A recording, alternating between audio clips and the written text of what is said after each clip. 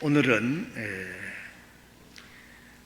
창세기 5장 21절에서부터 24절 그 유튜브 방송에 저희 교회 기술이 좋은 형제들이 우리 유튜브에 저희들 설교 그거를 딱 올리기 때문에 여러분들이 시간 나는 대로 조회를 좀 많이 해줘야 그게 또 진가가 나타나요. 그러니까 저는 내 자신이 내 설교한 거를 모니터해서 다시 듣습니다. 근데 이상한 것은 제 설교를 제가 들어도 은혜가 돼요.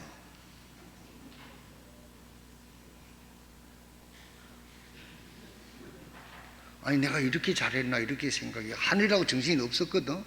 근데 내중에 내가 혹시 뭘 말 실수한 거나 이런 거 또 설교를 개선하기 위해 가지고 그걸 꼭 몇 번씩 모니터를 하는데 진짜 솔직한 말로 설교했을 때보다도 더 그 유튜브에 제 자신은 은혜가 되는 경우가 있다는 말이에요. 그게 이제 설교가 책으로 옮겨놓고 그 재방송을 하면 은혜가 사실 반감된다 그래요.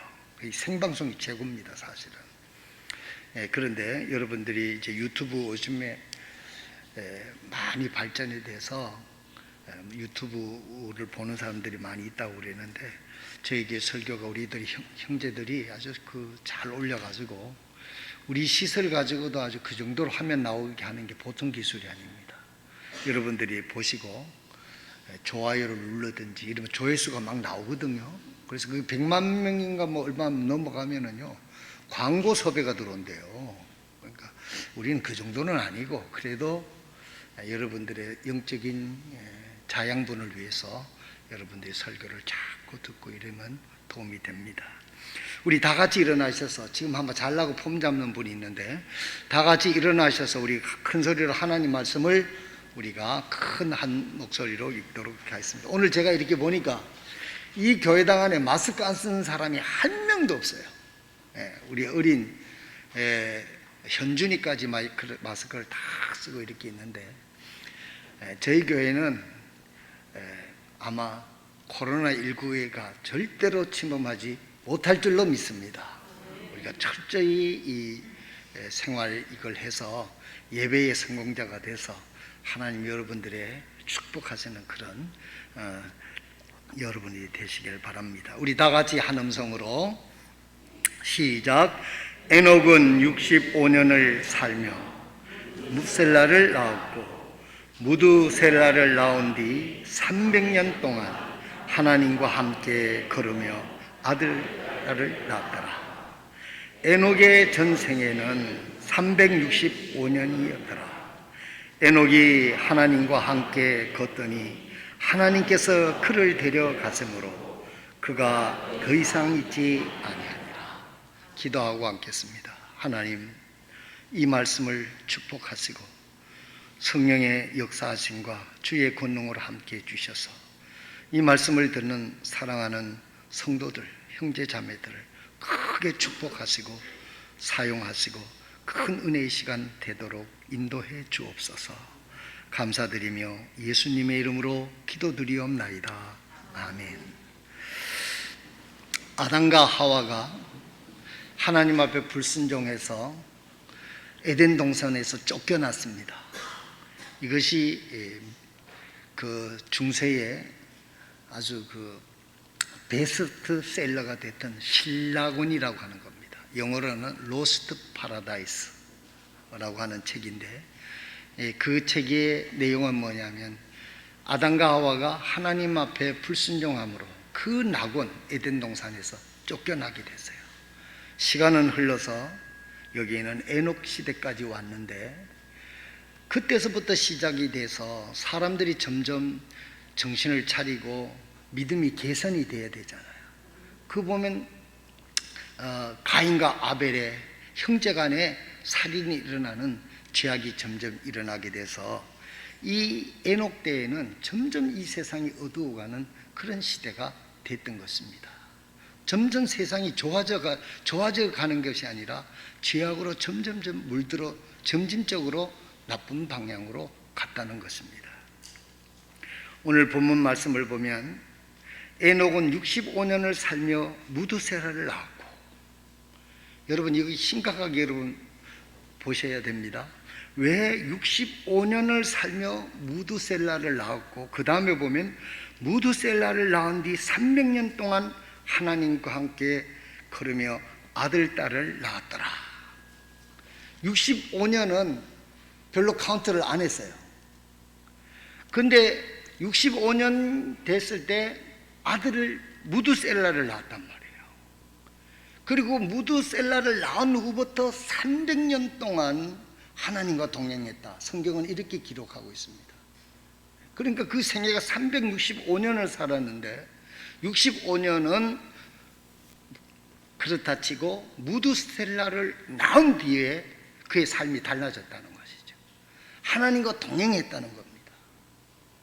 모든 부모님들은 자식을 놓고 나면 사람이 달라집니다.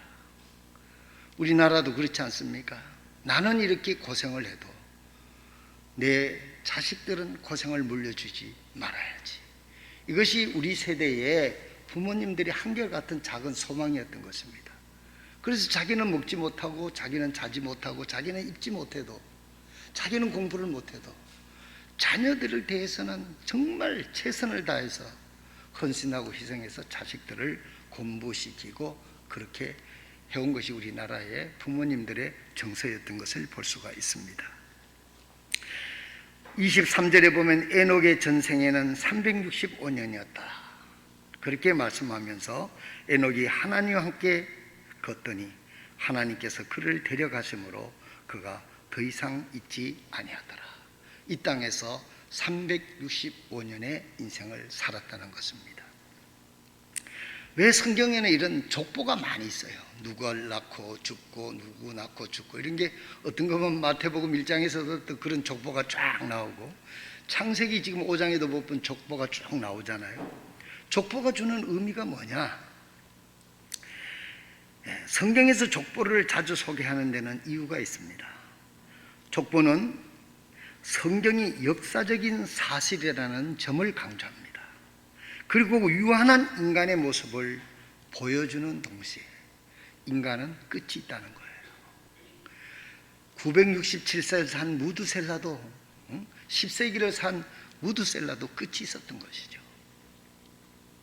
하나님이 약속의 말씀이 성취되어 간다고 하는 것을 이 족보를 통해서 의미 있게 전달된다. 하나님께서 쓸모없는 것을 성경에 기록하실 리가 없지 않습니까? 우리나라의 1975년 한국인의 평균 수명은 남성이 60세, 여성은 68세였습니다. 2005년에는 남성이 76세 늘어났어요. 여성이 83세로 늘어나 평균 80세 정도가 우리나라 평균 연령입니다. 이것은 2005년의 기록이니까 15년 전 기록이니까 가까운 기록입니다. 우리나라의 고려시대의 왕들의 평균 수명은 42세였답니다. 그리고 조선시대의 왕들의 평균 수명은 47세, 좀 늘어났죠. 이런 것에 비하면 엄청나게 지금 우리는 생명이 연장된 시대에 살고 있는 것입니다. 불과 30년 사이의 수명이 15년이 늘어나서 요즘에는 또 뭐 80세가 아니라 100세 시대라고 놀이하잖아요. 뭐 나이는 숫자에 불과하다. 그거 괜히 애쓰는 거지. 왜 나이의 숫자가 불과해요? 나이는 나이고 나이 먹으면 죽는 겁니다. 너무 늙는 것이 억울해서 막 그렇게 위안을 받으려고 하는데 나이는 나이인 것입니다. 성경에 나오는 인물의 수명은 차원이 다릅니다. 아담은 930세를 살았고요. 셋은 920년을 살았고요. 에노스는 905세를 살았어요. 이것만 보면 평균 905세가 평균 수명이 되는 겁니다. 가장 장수한 무두셀라는 976이 아니라 969까지 살았습니다. 가장 오래 산 사람이 성경에 무두셀라, 성경 퀴즈 같은 데 잘 나오는 거죠. 그런데 여기 에녹은 365세라는 비교적 짧은 생애를 살았던 에녹을 제외하면 이들의 창세기 5장에 나타난 평균 수명은 912세나 됩니다. 이 사람들의 부에는 3분의 1분이 살지를 않았지만은 이분들의 인생에 대해서 하나님께서는 다른 말을 언급하지 않았고, 여기에는 365세를 산 에녹에게는 하나님과 동행했다. 그리고 하나님이 그를 데려가셨다. 그러므로 이 땅에 있지 않았다. 이렇게 그에 대해서 기록하고 있습니다.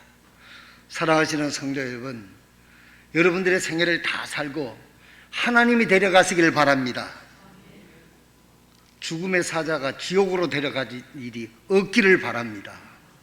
누구든지 예수 믿으면 구원받고 하나님의 자녀가 돼서 하나님이 천사를 보내서 이 땅에 연한이 다 되면 하늘나라로 데려가는 거예요. 예수 믿고 구원받지 않고 산 사람은 이 세상의 모든 호사를 다 누렸다 하더라도 그 영혼이 지옥에 끌려가서 영원토록 지옥 불목에서 이를 가는 고통이 있다고 하면 그게 무슨 소용이 있겠어요? 그래서 예수님이 사람이 온 천하를 얻고도 자기 영혼이 제사함 받고 구원받지 못하면 그게 무슨 소용이 있느냐? 성도 여러분, 우리는 유한한 인생을 살면서 이 세상 것에 그렇게 연연하지 마시길 바랍니다. 이 세상은 나그네로 스쳐가는 것이고 우리 인생의 종착역은 하나님의 집입니다. 영원한 하늘나라입니다. 그것은 죽음도 없고 슬픔도 없고 아픔도 없고 이별도 없고 갈등도 없는 그 하나님 나라에서 영원히 사는 존재가 되었고, 그런 생명을 주시기 위해서 하나님께서 예수님으로 오셔서 우리를 위해서 십자가에 피 흘려 죽으시고 죄값을 치러 주시고, 우리가 그 예수님을 나의 구주로 믿음으로 제사함 받고 하나님의 자녀가 됐습니다. 그래서 하나님을 아버지라고 부릅니다. 이 큰 영광, 이 특권, 우리가 이것을 묵상하면요, 이 세상에서 거지같이 살아도 마음의 평안이 있고 소망이 넘치게 되는 줄로 믿습니다. 여러분, 그리스도인들이 긍지를 가져야죠. 이 세상 사람, 지옥 갈 사람들이 아무리 좋은 걸 가지고 있었다고 그걸 뭘 그렇게 부러워할 거 있어요? 그런 사람들 죽을 때 더 힘듭니다. 그걸 놓고 가려니까 얼마나 힘들겠어요. 없을수록 하늘나라 가기가 편해. 더 좋은 데로 얼른 가겠다고 갈 수 있잖아요. 아무도 공감을 안 하네. 그리스도 안에서 죽음의 질병을 이기고 승리한 그리스도인들은 주님 앞에서 영원한 생명을 누릴 것을 소망하고 살아갑니다. 여기서 에녹 앞에 사람들은 900 이상을 산 것은, 어떤 성경학자는 그때는 하나님, 예수님을 믿는 우리 그리스도인 하나님의 백성은 이렇게 10세기를 살 수 있는 하나님과 평온한 천국의 모형을 그렇게 생명의 긴 것으로 그렇게 하셨다, 그렇게 나와 있습니다. 홍수 이전에 장수한 사람들의 모습은 장차 천국에서 신앙인이 누릴 영원한 생명의 그림자 역할을 한다, 이거예요. 여러분, 900년, 1000년을 살면 길지 않습니까? 그건 영원에 가까운 것이죠. 하나님과 함께 영원히 사는 것이 우리 하나님의 자녀의 본질이다라고 하는 것을 홍수 이전에 그렇게 900세, 969세를 살 수 있도록 하셨다, 그렇게 성경은 해석을 하고 있습니다. 그렇기 때문에 영원한 생명을 주신 주님을 생각하면 나그네 같은 이 땅의 삶에 지나치게 집착하는 것은 어리석은 일입니다. 죽음이라는 운명을 피할 수 없는 사람에게, 죽음이라는 운명을 피할 수 없는 사람에게 예수 그리스도의 소식은 근원적인 절망에서 소망을 갖게 하는 것이죠. 우리가 죽을 수밖에 없는데 또 영원히 하나님과 함께 영원히 살 수 있는 부활의 생명이 있다고 하는 것이, 이것이 바로 기독교의 근원적인 부활의 소망이다 하는 것입니다. 이것이 족보가 주는 의미입니다. 두 번째로, 하나님과 동행한 에녹. 그래서 오늘 하나님 말씀 제목을 하나님과 동행한 사람이라 이렇게 정했습니다. 어느 시대든 하나님은 사람을 택하시고 세우셔서 그를 통해 구원의 역사를 이루십니다. 그런데 이 에녹 시대에도 아담에서부터 에녹 시대까지 앞서서 말씀을 드린 대로 더 그 아담과 하와가 하나님의 은혜로 가죽 옷을 입고 수치를 면하고 살 수 있는 기회를 줬다고 하면 그 믿음이 잘 전수가 됐어야 되는데, 가인과 아벨을 보게 되면 그 믿음이, 가인은 전수가 됐는데 아벨은 안 된 것 같아요. 그걸 쭉 몇백 년을 여러분 시간이 흘러가는 동안에 점점 하나님을 잊고 정말 죄악의 세상은 점점 더 깊어갔던 것을 볼 수가 있습니다.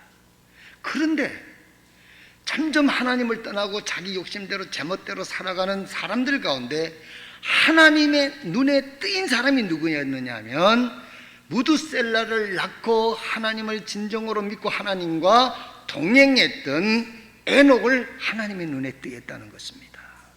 오늘 저는 이 말씀을 준비하면서 저희 교회 사랑하는 성도 여러분 한 분 한 분이 하나님의 똑 떨어지게 띄어지는 그런 믿음의 사람들이 되시기를 진심으로 바랍니다.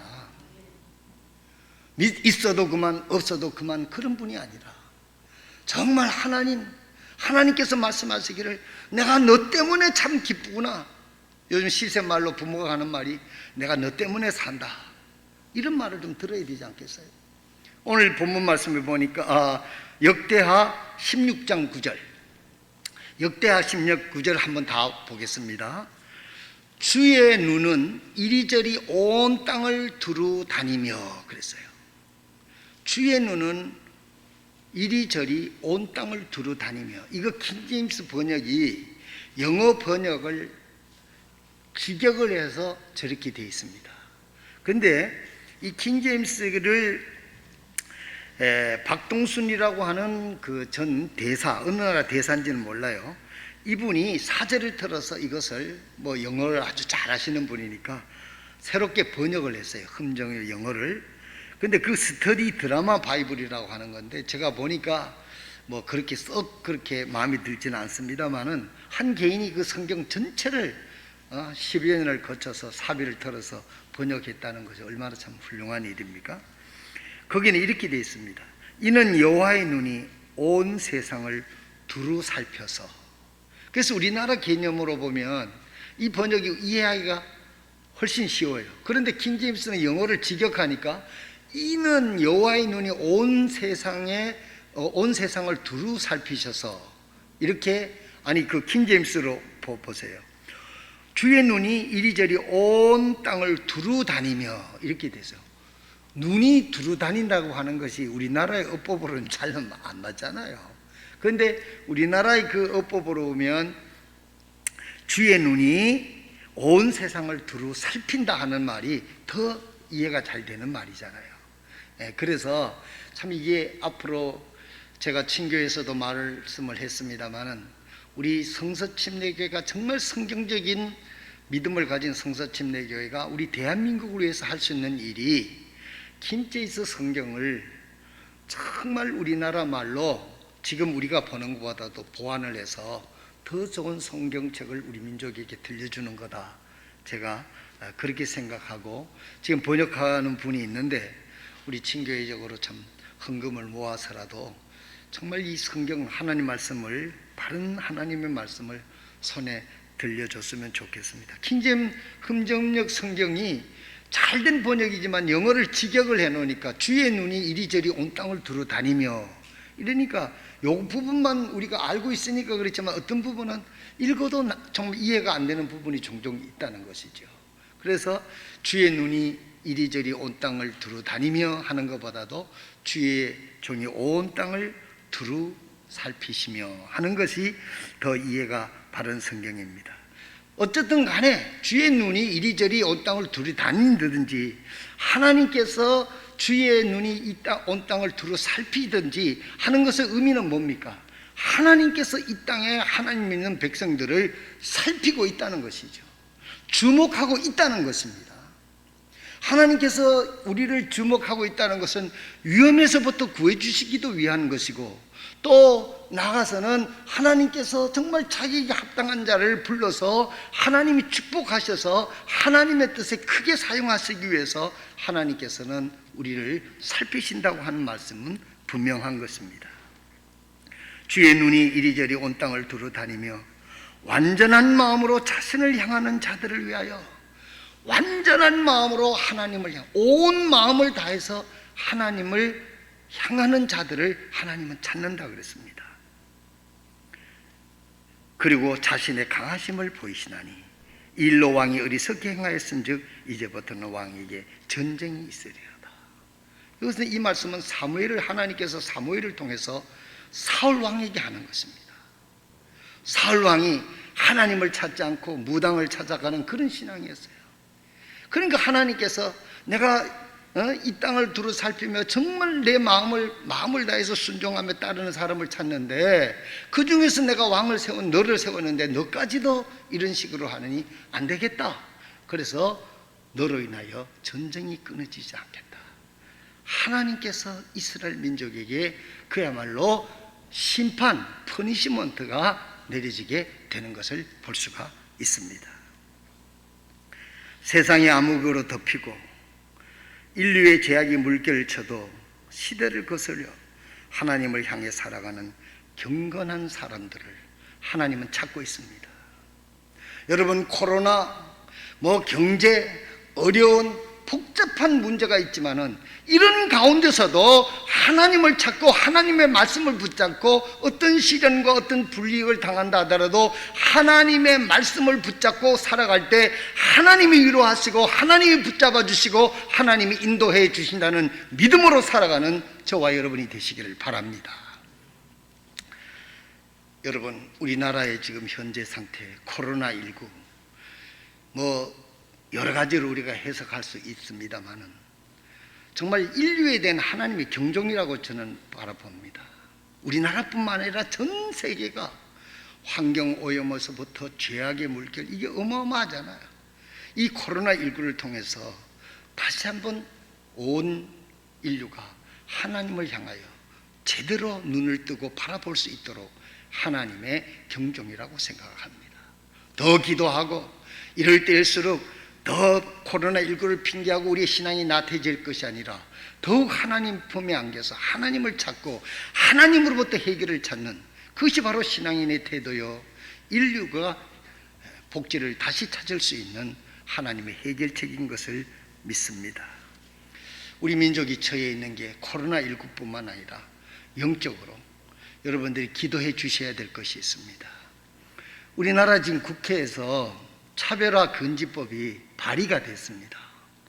발의가 되고 그것이 국회에 상정이 되고, 상정이 되면 국회에서 가결을 하게 됩니다.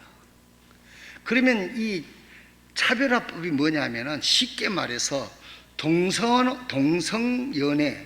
동성결혼을 합법화시키는 그와 같은 법입니다. 그래서 진보주의자들은, 저는 진보주의도 아니고 보수주의도 아닙니다. 그런데 정말 극단적인 진보주의자들은 이것을 인류에 대한 인권이다 하는 이름으로 가지고 이것을 갖다가 지금 운동을 하고 있는데, 그래서 유엔에서도 이걸 권장한다 이렇게 핑계를 대는데, 성도 여러분, 우리가 정신을 똑바로 차려야 돼요. 유엔이 성경보다 앞서지 않는다는 거 아셔야 됩니다. 성경에 하나님께서 남자와 여자를 구별을 하셨고, 그것이 동성연애가 합법화가 되게 된다고 하면, 동성애가 잘못됐다고 하는 것이 설교를 하면 목사들이 잡혀가고 고소당한다, 이게 두려운 것이 아닙니다. 하나님의 창조의 질서를 파괴하는 것이고, 이것은 하나님께서 이 일로 인하여 내리실 진노를 생각하면 우리가 기도해야 됩니다. 이것이 발의가 됐다 하더라도, 상정이 됐다 하더라도, 우리나라 국회의원이 내가 한 3분의 1 정도는 되는데 정신을 똑바로 차리고 하나님의 자녀로서의 이런 것들을 똑바로 해야 된다고 생각합니다. 우리 성도들도 이를 위해서 기도해야 됩니다. 한번 생각을 해보세요. 여자가 여자와 사고 남자와 남자와 사고 이게 합법화가 되면, 여러분 우리나라 오늘 아침 제가 뉴스에 보니까 우리나라의 에이즈가요 10대에서 20대가 무척 늘었답니다. 만약에 이것이 합법화가 되게 되면 처음에는 뭐 그렇게 영향이 없을지도 몰라요. 이 법이 상식화돼 버리게 되면, 남자와 여자와 결혼하는 동성연애가 상식화돼 버리게 되면 이 세상이 어떻게 되겠습니까? 그 제약의 결과라고 하는 것은 엄청난 것입니다. 지금 아프리카에서 가장 무서운 것이 못 먹고 사는 게 문제가 아니에요. 10대 어린아이들이 에이즈에 걸려가서 죽어가고 있는 것이 더 비참한 것입니다. 사랑하는 성도 여러분, 우리가 처해 있는 이 세상이 이렇게 하나님의 그 종류대로 창조하시고 하나님의 창조의 법칙을 어기는 이런 것들이 법으로 만들려고 하는, 우리나라가 어떤 나라입니까? 하나님의 보호하사 우리나라 만세 애국가입니다. 하나님의 말씀을 이렇게 공개적으로 반대하게 해서는 안 되는 것이죠. 우리나라가 그저기도 말씀을 드렸습니다마는 6.25 때요 유엔에서 결정을 하는데, 한국을 도와주기로 결정을 하는데 소련이 상임 이사국이었답니다. 소련이 만약에 거기 참석을 해버렸으면은 유엔에서 우리나라를 도와주고자 하는 결의가 안 됐을지도 모른답니다. 그런데 어떻게 되는지 그날 소련이 그 상임 이사국 회의에 참석을 못했대요. 어떤 분은 그건 하나님이 하신 것이 아닌가 이렇게 생각을 합니다. 그래서 유엔에서 결정을 해서 세계의 16개 나라가 합심해서 도와서 우리나라를 북한 공산주의로부터 우리를 지켜서 오늘 우리가 이 자유 대한민국으로 이렇게 발전한 것입니다. 하나님의 손길로 이렇게 우리를 보호받고 축복받은 민족이, 여러분 하나님의 말씀을 정면으로 반대하는 법을 만들어 가지고 어떻게 우리가 민족이 축복을 받을 수가 있겠습니까? 차별화 금지법이 통과된다고 그게 선진국이 되는 게 아닙니다. 여러분 북미의 차별화 금지법을 제일 먼저 만든 저 북미, 노르웨이 이런 나라들이 에이즈와 성문란이 가장 많은 나라로 되어 있지 않습니까? 우리 성도들이 정신을 바짝 차리고 정말 하나님 앞에 기도해서 하나님께서 정말 이 나라 국회가 이런 법을 만들지 않도록 우리가 기도하고, 정말 하나님께서 우리나라를 지켜주시는 법으로부터 죄악으로부터 우리 민족이 보호받을 수 있는 그런 법이 될 수 있도록 여러분 기도해 주시고, 이런 차별화 금지법은 우리가 기도하고 막아야 됩니다. 왜 그러냐? 우리는 정치 어떤 정당이 아닙니다. 하나님의 말씀에 정면으로 반대되는 것을 우리가 성경에도 예수님이 옳은 것은 옳다, 아닌 것은 아니라고 말씀하라고 분명히 얘기했습니다. 핍박이 두려워서 내 이익 때문에 하나님 말씀을 거스르면 어떻게 우리가 하나님의 축복을 기대할 수가 있겠습니까? 에녹이 65년을 살고 무두셀라를 낳고 300년 동안 하나님께 동행했다. 앞서서 말씀을 드렸잖아요. 300년 동안을 무두셀라를 놓고 에녹이 말이에요. 그 생애가 365년이었는데 이 말씀에 저는 이런 의미를 둡니다. 그가 자녀를 놓고 자녀의 믿음의 생애를 생각했다는 거예요. 그래서 이 에녹은 하나님과 동행하는 삶, 이 세상의 위대한 생애, 뭐 훌륭한 사람 되기보다도 그는 하나님과 동행하는 것이 최우선이고 그것이 생애 목표였던 것 같아요. 그래서 그 자녀들에게 아름다운 믿음을 보여주지 않았는가 그렇게 생각을 합니다. 저에게 사랑하는 부모를 둔 자녀를 둔 사랑하는 성도 여러분, 여러분들의 자녀를 위해서 여러분들도 모범이 되어 주시고 하나님을 잘 따르고 하나님과 동행하는 부모님들이 다 되시기를 바랍니다.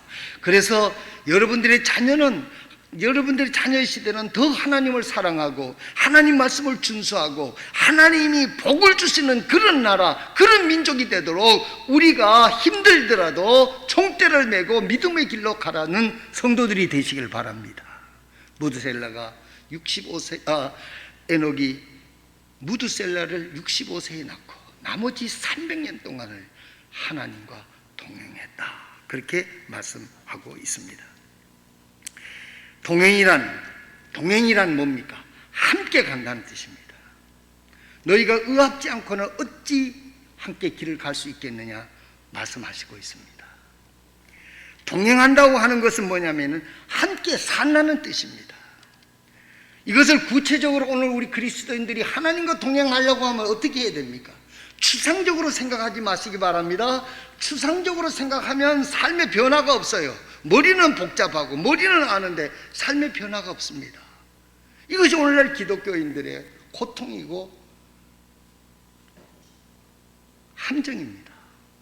성도 여러분, 하나님과 동행한다는 것은 하나님의 말씀을 믿는다는 겁니다. 여러분, 하나님 말씀을 믿으시길 바랍니다. 이 성경 말씀이 하나님의 말씀이고 이 성경 말씀으로 이제까지 6,000년의 기간 동안 되어져 왔고 되어질 것을 여러분 믿으시길 바랍니다. 왜 성경이 하나님의 말씀입니까? 역사를 통해서 증명이 됐어요. 이 성경을 반대하는 사람들이 다 회개하고 예수님을 믿었습니다. 여러분, 배너를 쓴 류 왈레스라고 하는 이분은 퇴역 소령이었습니다. 그가 불신자로서 이 예수가 허구라는 사실을 연구하다가 마침내는 그가 그리스도인이 된 거예요. 그래서 배너라고 하는 것을 썼습니다. 이 배너 영화예요. 주제는 예수 그리스도입니다. 여러분, 배너 영화를 잘 보시면 알지만은 그 문둥병이 걸린 그 자기 어머니, 인간으로 해결할 수 없는 것 예수 그리스도께서 그 해결해 주신다고 하는 것을 암시적으로 보여주신 것이 바로 이 배너라고 하는 영화의 주요 내용입니다. 영화를 만든 것 중에, 책 만든 것 중에 근래에 배너만큼 많이 팔리고 많이 보고 명화가 된 것이 없다고 하지 않습니까? 성도 여러분, 하나님과 동행한다는 것은 일주일에 한 번 교회 나온다고 해서 하나님과 동행하는 게 아닙니다. 크리스찬이라는 이름을 가졌다고 해서 동행하는 게 아닙니다. 구원받았다고 해서 하나님과 동행하는 거 아닙니다. 구원받았지만 하나님과 동행하지 않아서 하나님과 갈등하면서 고통하면서 평안이 없으면서 고통하면서 사는 사람이 이 세상에 많이 있습니다. 하나님과 동행한다는 것은 하나님의 말씀을 믿는다는 겁니다. 여러분, 하나님 말씀을 믿습니까? 하나님의 말씀을 믿는 그 다음 단계는 뭡니까? 정말 하나님의 말씀을 믿는다면 하나님의 말씀을 순종하는 것입니다. 아멘입니까? 우리가 11조를 하는데 하나님이 돈이 없어서 우리로 보고 늘 내가 말씀을 드립니다마는 앵벌이 단체의 두목처럼 우리를 세상에 내보내가지고 돈 벌어 오라고 하나님께서 그런 하나님이 아니에요. 하나님에 대해서 모욕하지 마시기 바랍니다. 왜 우리가 11조를 하느냐 하는 것은 이 금액이, 이 건강이 내가 이 금액을 얻을 수 있는 것 하나님께서 힘주셨고 하나님이 주인입니다 하는 것을 고백하는 것 외에는 아무것도 없어요. 그래서 하나님께서 이것이 잘된 사람에게 아무리 많이 맡겨도 그 사람은 교만해지지 않지요. 하나님이 주신 것, 이거 하나님이 주인이다 하는 의식입니다. 그런데 대개 내가 주인이고 내가 벌어서 내가 드린다, 그건 하나님 앞에 진정한 헌금의 개념이 아닙니다. 사랑하시는 성도 여러분, 이 어두운 세상에 정치적으로나 또 사회적인 질병으로나 여러 가지 문제 때문에 이 어두운 세상에 저와 여러분들은 그렇게 유명한 사람도 아닙니다. 그러나 하나님과 동행하는 저와 여러분이 되시기를 주님의 이름으로 축원드립니다. 우리가 소국민으로, 소시민으로 구원받은 하나님의 자녀로 영원히 하나님과 함께 영원히 살 수 있는 하나님의 백성으로, 하나님의 자녀로 이 땅에 나그네 같은 인생을 살면서 무슨 영화를 보겠다고 성경을 버리고 하나님을 버리고 영원한 천국을 포기하고 이 세상의 것들을 향하여 쫓아가는 것이 얼마나 어리석은 일이냐 하는 것입니다. 하나님과 동행한다는 것은 하나님을 믿는다는 것입니다. 하나님을 믿는다는 것은 하나님의 말씀에 순종하는 것입니다. 하나님께서 이 말씀대로 어떤 불이익이 온다 하더라도, 어떤 시련이 있다 하더라도, 어떤 고난이 있다 하더라도 하나님 말씀에 순종하게 살 때 하나님이 그곳에 함께 하십니다. 하나님이 그곳에 함께 하십니다. 어느 유대인 부자가 같이 나치들한테 목매달아 죽이는 장면입니다. 아버지와 아들 함께 죽이는 거예요. 얼마나 끔찍하고 고통스러운 겁니다. 그때 유대인들이 그것을 지켜보면서 랍비에게 묻습니다. 하나님, 랍비요, 도대체 하나님은 어디에 계신 겁니까? 저렇게 죄 없이 아버지와 아들이 저렇게 유대인이라는 이유로 저렇게 목이 매달아 버둥거리면서 죽고 가는데 도대체 하나님은 어디 계신 겁니까? 그때 그 랍비가 이렇게 말했습니다. 하나님은 저곳에 함께 하신다. 저들이 죽어가는 곳에 하나님은 지금 함께 계신다는 거예요. 여러분들이 하나님 말씀을 믿고 순종하고 불이익을 당하고 고통을 당한다면 하나님은 여러분과 함께 하셔서 그 고통과 함께 하시는 것입니다. 그 고통 중에서 여러분과 함께 하시면서 하나님이 세상에서 얻을 수 없는 평안을 주시고 하나님의 크고 놀라운 능력을 체험하는 은혜가 있게 될 줄로 믿습니다. 다니엘의 세 친구가 용광로 속에 들어갔었을 때 거기 있는 왕이 쫓아와서 그 배를 청소에 1000도 이상 가던 걸 2000도로 만약 예를 들어 올렸습니다. 거기서 살 사람이 없습니다. 그런데 그곳에 들여다 보니까 3명을 집어넣는데 그게 4명이 있었습니다. 하나님이 그들과 함께 하셨다는 것입니다. 하나님과 동행한다는 것은 하나님과 함께 있는 것입니다. 하나님이 함께 하시는 것입니다. 코로나19 시대 직장 어려움, 그거 진정한 어려움 아닙니다. 우리가 하나님과 함께 하나님과 동행한다고 하면 우리의 마음속에 평안이 있고 그 어려움 속에서 살아계신 하나님을 경험하는 믿음의 은혜를 체험하는 기회가 될 줄로 믿습니다. 여러분, 이 한 주간 동안도 이 하나님 말씀 붙잡고 그렇게 하실 수 살아가는 저와 여러분 되시기를 주님의 이름으로 축원드립니다. 기도하겠습니다.